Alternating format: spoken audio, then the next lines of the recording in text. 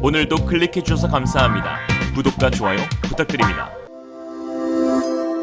Realism. 한국과 인도가 올해 국방교류 협력을 추진하기로 하면서 하나디펜스가 참여한 3조 규모의 자주방공포 미사일 시스템 사업 확보가 유력해졌습니다. 현재 하나디펜스의 비호복합은 단독 우선 협상자 지위를 확보하며 최종 계약에 유리한 고지를 점했습니다. 사실 인도의 비호복합 수출은 여러 난항을 겪었습니다. 한국과 함께 사업 경쟁 후보였던 러시아가 비호복합의 단수 후보 선정에 공개적으로 불만을 표시하는 등 인도에게 꾸준히 재평가를 요구해왔기 때문인데요. 인도의 러시아산 무기 의존도가 높다는 점을 노려 향후 방산 협력에 차질이 빚어질 수도 있다고 경고하는 방식이었습니다. 작년 9월 인도 매체 더 프린트는 인도 국방부가 고위 관계자들과 모인 특별회의에서 자주방공포 미사일 시스템의 해외 도입 사업을 재논의하였다고 하였습니다. 인도 정부의 제조업 육성 정책인 메이크 인 인디아에 맞춰 국산 자체 개발로 가닥을 잡았다는 게 해당 매체의 설명입니다.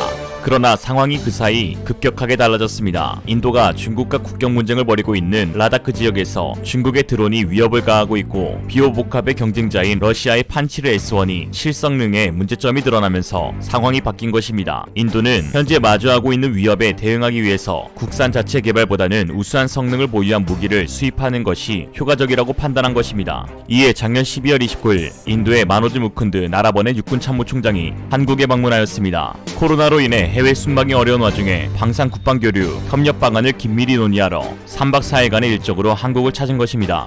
양측은 인도 육군 총장 방한을 계기로 그간 지연된 양국 국방부 및 각 군 차원에서 국방교류 협력을 다시 정상적으로 추진해 나가기로 합의했습니다. 이에 하나디펜스는 이번 양국 국방교류 협력 회담을 바탕으로 그동안 공을 들여온 인도 자주 방공포 미사일 시스템 비호복합 도입 사업을 차질 없이 성공하겠다는 각오입니다. 최근 인도 정부는 러시아 정부의 주장을 일축하며 인도 방공포 사업을 예정대로 추진하기로 하였고, 여기에 이번 회담에서 양국 간 국방교류 협력을 도모한 만큼 한국의 사업 수주에 긍정적인 영향을 줄 거라는 기대감이 흘러나옵니다. 앞서 진행했던 사업 경험도 한국이 수주에 유리한 이유 중 하나입니다. 하나디펜스는 지난 2017년 인도 정부와 K9 자주포 100문에 대한 수출 계약을 맺었습니다. 2019년 인도 파키스탄 간 분쟁의 실전 투입 과정에서 크게 만족한 인도 육군이 양산 계획을 앞당겨 배치를 서둘렀고, 인도 매체의 2021년 2월 18일자 기사로 하나디펜스가 K9 100대를 원래 예정보다 일찍이 생산 인도를 맞춰 K방산에 대한 신뢰도가 높아진 상태입니다. 인도 자주포 사업은 장기적으로 250문 이상 도입을 예정하고 있어 앞으로 남은 150여 문에 대한 추가 도입에 대해서도 곧 계약이 이뤄질 것으로 보입니다. 이미 인도에 구축되어 있는 K9 생산 설비에 비호복합 하나 얹으면 되는 상황이라 현지화에도 큰 어려움 없어 비호복합 수출에 청신호가 켜졌습니다. 인도 언론 매체 인디아 투데이는 정부 소식통을 인용해 하나는 인도 방산업체 라세네토브로나 다른 방산업체에서 생산과 조립, 통합하는 데서 최대한의 인도 현지화를 제안했다고 보도했습니다. 인도 정부가 이런 제안을 받아들인다며 하나의 비호복합 수출길도 조만간 열릴 수 있을 것으로 보입니다. 인도가 비호복합에 큰 관심을 갖는 이유는 바로 중국산 드론의 위협 때문입니다. 중국이 인도와 국경 충돌 현장에서 민간 드론 업체의 공중 지원을 받은 것으로 밝혀졌는데요.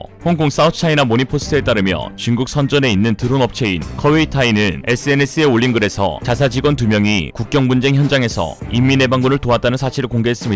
군 동향과 관련한 민감한 내용을 다룬 탓인지 게시글은 이미 내려진 상태입니다. 사우스차이나 모닝포스트는 이번 글은 민간 기업이 중국의 군사력 증강에 어떤 도움을 주고 있는지 보여준다고 평가했습니다. 드론 산업에서 중국은 이미 기술력, 가격 경쟁력, 시장 점유율 면에서 세계 정상 수준에 올라왔다는 평가를 받습니다. 세계 1위 드론 업체는 중국의 DJI이고 군사가 위치한 도시 선전은 중국 드론 산업의 중심 도시로 떠올랐습니다. 시진핑은 집권 이후 민간 기업의 기술력을 군 전력 강화에 활용하는 국민 융합을 국가적 전략으로 추진해왔는데요. 이에 인도는 중국산 드론들이 앞으로도 큰 위협이 될 것으로 판단하였고, 이에 맞대응하기 위해 비호복합을 도입하여 방공 시스템을 구축하고, 또한 미국산 최신 공격용 드론 30대를 도입할 예정으로 알려져 있습니다. 21년 3월 9일 블룸버그 통신에 따르면 인도는 중국과 갈등이 지속하는 상황에서 해상 및 육산 방어 능력을 강화하기 위해 미국산 MQ-9B 프레데터 무인 공격기 30대를 도입할 계획입니다. 인도는 30억 달러 약 3조 4천억 원을 들여 미국으로부터 MQ-9B 프레데터 30대를 구매하는 계획을 다음 달 승인할 예정이라고 전했습니다. 인도군이 공격용 무인기인 프레데터를 도입하며 남부 인도 해양에서 중국 해군 함정들의 활동을 감시하고 히말라야 산악지대에서 중국 및 파키스탄군과의 갈등에 대처하는 능력이 강화될 것으로 보입니다.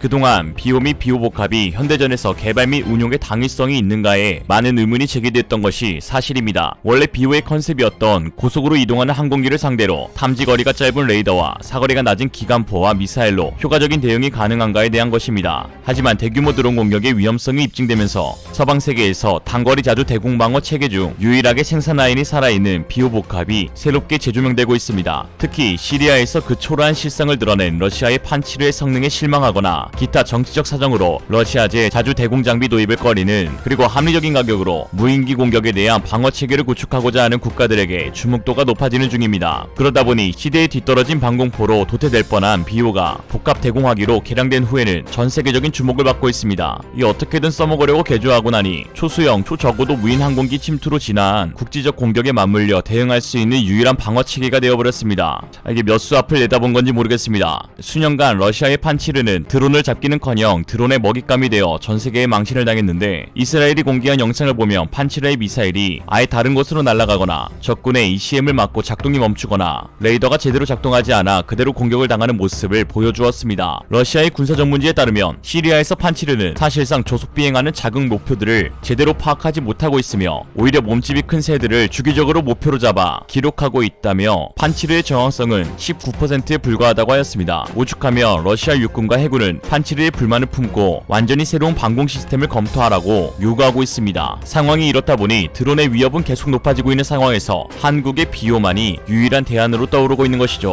2019년 9월 14일 예멘 후티 반군이 드론 공격으로 사우디아라비아의 국영회사 아람코의 정유시설을 피격하였고, 그 뒤로 전 세계적으로 드론에 대한 위협이 크게 부각되었습니다. 테러를 목적으로 사용되어 질보다 양으로 승부하는 드론들은 기능이 단순하고 느린 경우가 많은데 가격이 겨우 수십만원에서 100만원 정도에 불과한 드론들이 대부분입니다. 이런 드론들로부터 시설이나 인원을 보호하기 위해 최소 억 단위인 값비싼 대공 미사일을 사용해 요격하기에는 굉장히 난감한 경우가 많습니다. 이런 상황에서 적어도 근거리 요격 능력을 갖춘 비오가 저렴한 비용으로 또 드론 공격에 효과적으로 대응하여 역주행 신화를 쓰고 있는 것이죠. 그중 인도와 함께 비오 수입에 적극적으로 나서고 있는 국가는 바로 사우디아라비아입니다. 해외 군사 전문 매체인 디펜스 월드넷의 최근 21년 3월 8일 기사에 따르면 사우디아라비아는 하나와 신형 K-30 BO2 방공 시스템을 공동 생산하기로 하였다고 합니다. 또한 사우디 현지인 사업 관계자의 트위터에 의하면 BO2는 한국군이 운용 중이고 인도가 생산하려는 BO 복합이 아닌 하나가 사우디가 새롭게 개발한 차륜형의 BO2라고 합니다. 복합 BO와 달리 쌍발이 아닌 40mm 단장포를 장비하는데, 이는 2019년 UAE IDEX에서 선보였던 CTAI와 한화가 함께 개발한 40mm CTA-40포입니다. 하나는 IDEX에서 새로운 비대칭 위협에 대처할 수 있는 대공 솔루션에 대한 수출 시장의 증가하는 요구를 충족하기 위해 개발했다고 말하며, 특히 중동 국가들의 관심 증가에 따라 개발된 것이라고 말하였습니다. 하나에 따르면 BO2는 대공 미사일뿐 아니라 대지 미사일, 대전차 미사일, 훗날 레이저 무기까지 탑재할 수 있는 확장성을 가지고 있어 전투기, 무인기, 헬기, 수당 미사일까지 대응이 가능하다고 합니다. 항상 최고 스펙을 추구하는 사우디아라비아는 남아도는 오일머니에 개발된 지 10년이 지난 비오 복합보다 더 상위 모델을 요구한 것으로 보입니다. 사실상 기술 개발 및 제작은 하나가 맡고 사우디는 돈만 내는 방식입니다. 하나는 미국의 차기 야전 방공체계 사업에 이 차량을 제안한 것으로 알려져 있는데요. 앞으로 비오의 차기 개발이 진행됨에 따라 더욱 압도적인 성능과 수출 실적을 달성할 것으로 보여집니다. 한때 시대에 뒤처졌다는 평가를 받으며 K방산의 실패작으로 불렸던 비오 복합이 다시 한번 더 날아오를 준비를 마치자 네티즌들은 이를 환영하며 시대에 뒤처진 것이 아닌 시대를 앞서 나간 것 같다라고 하였습니다. 무엇보다 비오가 앞으로 인도에 수출되어 K9과 함께 중국산 무기들을 박살내는 모습이 큰 기대가 됩니다. 이상으로 리얼리즘이었습니다. 여러분의 생각은 어떠신가요?